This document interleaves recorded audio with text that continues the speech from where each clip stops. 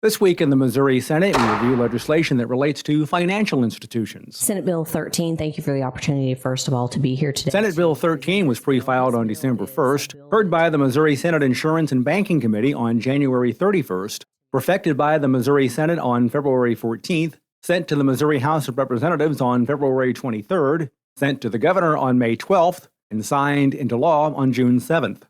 Senator Sandy Crawford of Buffalo is the sponsor. The original measure, as presented in committee, is different than the final product. It does three things. It gives the division the authority to issue useful official guidance to the industry. It also increases consumer licensing fees by $100, and it repeals some obsolete portions of the banking code, also clarifies the statutes concerning the division and state banking and savings and loan board. By the time her proposal was considered by the full Missouri Senate 2 weeks later, it looked different. Equality between financial institutions and to allow them to better compete with national banks and with federal credit unions. This bill authorizes the credit card lenders to adopt the credit card lending law of a contiguous state. This is subject to the approval of the Division of Finance or the Attorney General if it's a federally chartered bank. The language just simply wasn't clear that was passed previously, so this language is really just cleanup language to clarify that the banks can adopt these other lending laws of the contiguous states. During Missouri Senate discussion, Senator Barbara Ann Washington of Kansas City mentioned this bill may have different results for different people.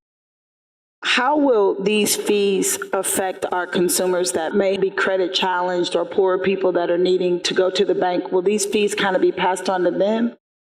Senate Bill 13 makes changes to certain aspects to rules that govern the Missouri Division of Finance, rules that oversee banks and trust companies, rules that govern cease and desist orders, fees the Division of Finance collects, and rules that oversee credit cards certain lenders are permitted to issue.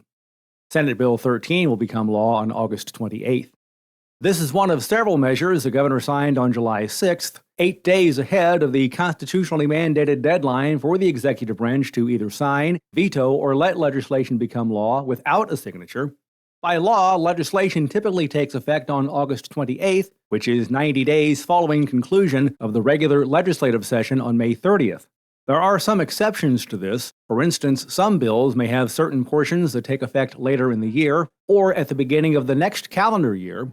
In addition, an emergency clause may be added to a measure, which means it can become law as soon as the governor signs the proposal. Next up for lawmakers will be the annual veto session in September.